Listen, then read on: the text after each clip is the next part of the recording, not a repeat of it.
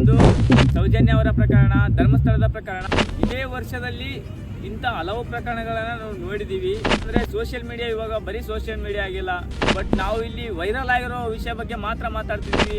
But ನನಗೆ ಗೊತ್ತಿಲ್ಲ ನಾನು ಎಷ್ಟು ಕಾನ್ಫಿಡೆನ್ಸಿಂದ ಮಾತಾಡ್ತಾ ಇದ್ದೀನಿ ಅಂತ. ನಾನು ಒಪ್ಕೊಳ್ತೀನಿ, ಅವಳಿಗೆ ಶಿಕ್ಷೆ ಆಗಬೇಕು. ಯಾಕೆ ನದಿಯಲ್ಲಿ ಯಾಕೆ ತಳ್ಳಿದ್ಲು? ಒಂದು ವೇಳೆ ಅವಳು ತಪ್ಪು ಮಾಡೋದಿದ್ರೆ ಅದಕ್ಕಾಗಿ ಈ ವಿಷಯನ ನಾನು ಮಾತಾಡ್ತಿದ್ದೀನಿ. ನಮ್ಮ ಹಳ್ಳಿ ಸೈಡ್ ಹಂಗಲ್ಲ, ಫಸ್ಟು ಒಂದು ಪ್ರಾಣ ಉಳಿದ್ರೆ ಸಾಕು ಅಂತ ಅವರನ್ನು ಹಗ್ಗ ಹಾಕಿ ಎಳೆದು ಎಲ್ಲ ಕಾಪಾಡಿದ್ದಾರೆ. ನಾನು ಮಾತಾಡ್ತಾ ಇರೋದು ಕೂಡ ಅದೇ ವಿಷಯದ ಬಗ್ಗೆ. ನಾನು ಇಲ್ಲಿ ಕೇವಲ ಮಾತಾಡಿರೋದು ನನ್ನ ಅನಿಸಿಕೆ ಅಷ್ಟೇ ವ್ಯಕ್ತಪಡಿಸಿರೋದು, ಅದು ಬಿಟ್ಟು ಬೇರೆ ಯಾವುದೇ ಉದ್ದೇಶದಿಂದ ನಾನು ಈ ವಿಡಿಯೋ ಮಾಡ್ತಾ ಇಲ್ಲ. ನಮಸ್ಕಾರ, ನಾನು ನಿಮ್ಮ ವೈರಲ್ ವಿಕ್ಕಿ ಅಂತ ಹೆಸರಿಟ್ಕೊಂಡ ಮೇಲೆ ಬಟ್ ವೈರಲ್ ಆಗಿರೋ ಸುದ್ದಿನ ಮಾತಾಡ್ತಿದ್ರೆ ಹೆಂಗೆ, ಅದಕ್ಕೆ ನಾನು ಮಾತಾಡ್ತಾ ಇದ್ದೀನಿ ಇವಾಗ ವೈರಲ್ ಆಗಿರೋ ಸುದ್ದಿಗಳ ಬಗ್ಗೆ. ಸದ್ಯಕ್ಕೆ ನಾನು ನೋಡಿದ ಹಾಗೆ ಸದ್ಯಕ್ಕೆ ವೈರಲ್ ಆಗಿರೋ ಸುದ್ದಿ ಅಂದರೆ ಒಂದು ಸೌಜನ್ಯ ಅವರ ಪ್ರಕರಣ, ಧರ್ಮಸ್ಥಳದ ಪ್ರಕರಣ.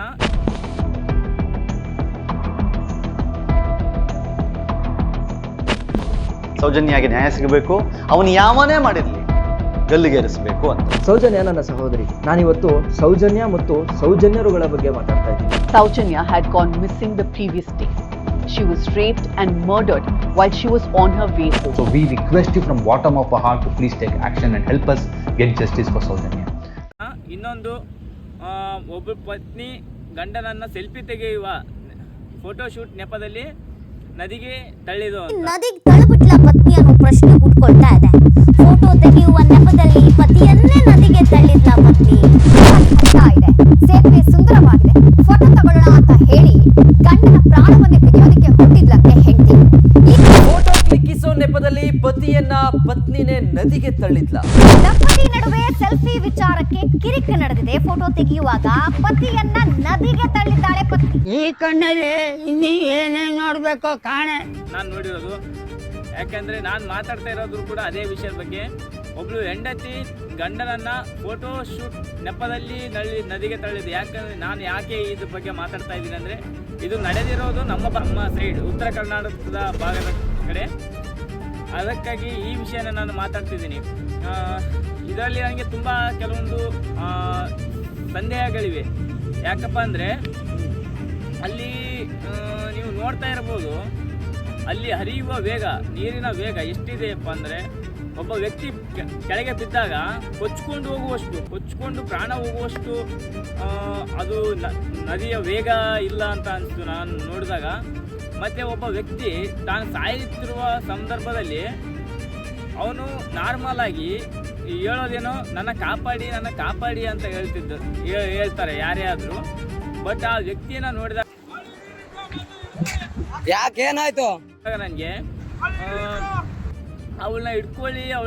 ಅವಳನ್ನ ಹಿಡ್ಕೊಳ್ಳಿ ಅಂತ ನನಗೆ ಕೇಳಿಸ್ತು.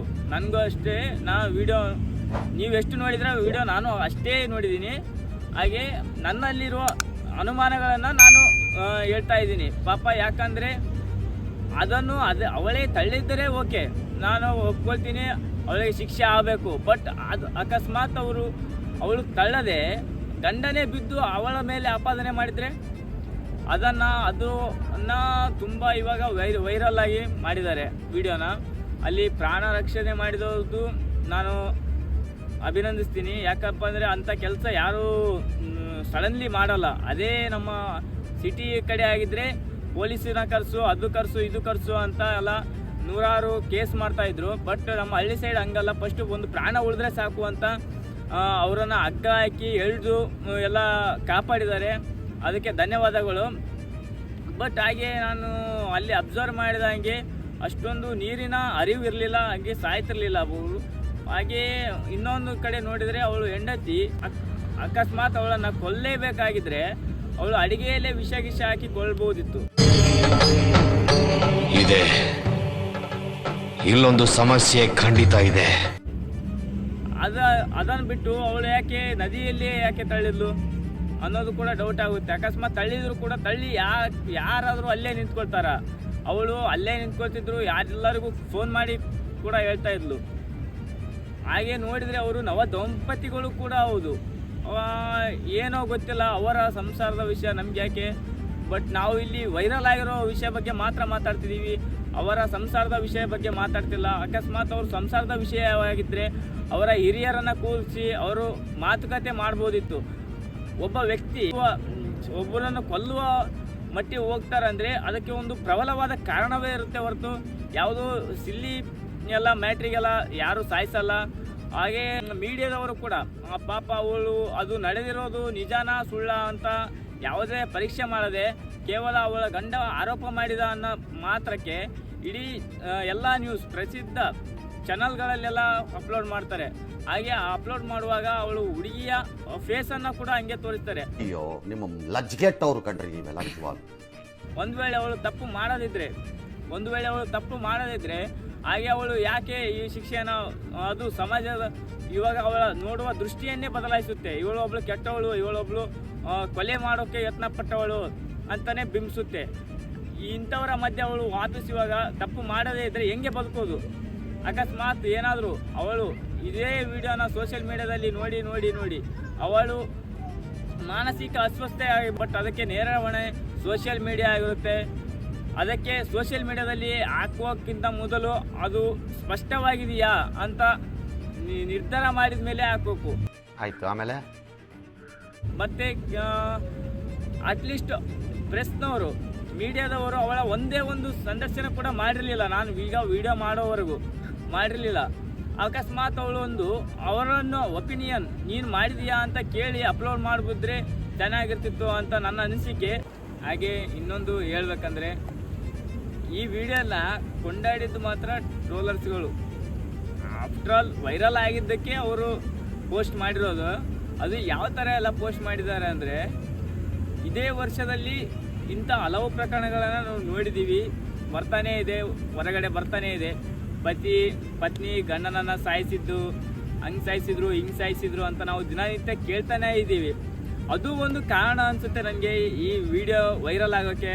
ಹಾಗೆ ಟ್ರೋಲ್ ಪೇಜ್ಗಳಲ್ಲಿ ಎಲ್ಲ ಹರಿದಾಡ್ತಾ ಇರೋದು ಹೆಂಗಂದರೆ ಪತ್ನಿಯ ಸ್ಕೆಚ್ಗೆ ಬದುಕುಳಿದ ವೀರ ಅಂತೆಲ್ಲ ಟ್ರೋಲ್ ಮಾಡಿದ್ದಾರೆ.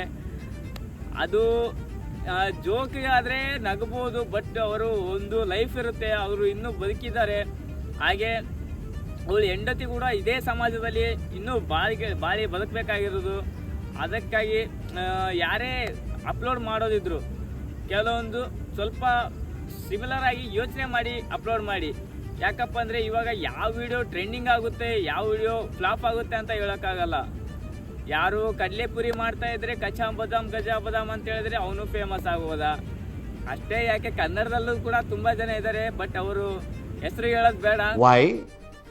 ವೈ ನಿಮ್ಗೆ ಗೊತ್ತಿರುತ್ತೆ, ನೀವು ರೀಲ್ಸ್ ನೋಡೋದು, ಇನ್ಸ್ಟಾಗ್ರಾಮಲ್ಲಿ ರೀಲ್ಸ್ ನೋಡೋರಿದ್ರೆ. ಹಾಗೆ ನಾನು ಇಷ್ಟೊತ್ತವರೆಗೂ ಹೇಳಿದ್ದು ಯಾರ ಒಬ್ಬ ಬಗ್ಗೆನೂ ನಾವು ಕೆಟ್ಟದಾಗಿ ಹೇಳಿಲ್ಲ, ಬಟ್ ನನಗೆ ಅನಿಸಿದ್ದನ್ನು ನಾನು ಮಾತ್ರ ಹೇಳ್ತಿರೋದು. ಇದನ್ನು ಸ್ವಲ್ಪ ಯೋಚನೆ ಮಾಡಲೇಬೇಕಾಗಿದೆ. ಯಾಕಂದರೆ ಸೋಷಿಯಲ್ ಮೀಡಿಯಾ ಇವಾಗ ಬರೀ ಸೋಷಿಯಲ್ ಮೀಡಿಯಾ ಆಗಿಲ್ಲ, ಎಲ್ಲ ಥರದ ಕಷ್ಟಗಳನ್ನು ಕೊಡ್ಬೋದು, ಎಲ್ಲ ತರಹದ ಅವಕಾಶಗಳನ್ನು ಪಡೆಯಬಹುದು ಅಂತ ಪ್ಲ್ಯಾಟ್ಫಾರ್ಮ್ ಆಗಿದೆ. ಇಂಥ ಪ್ಲ್ಯಾಟ್ಫಾರ್ಮ್ ತುಂಬ ಕೆಟ್ಟದಾಗಿ ಬಳಸೋದು ಕೂಡ ತಪ್ಪು ಅನಿಸುತ್ತೆ ನನ್ನ ಪ್ರಕಾರ. ಹಾಗೆ ಈ ನನ್ನ ಮಾತುಗಳನ್ನು ಕೇಳಿ ನಿಮ್ಗೆ ಏನು ಅನಿಸುತ್ತೆ ಅಂತ ನೀವು ಕಮೆಂಟ್ ಮಾಡಿ.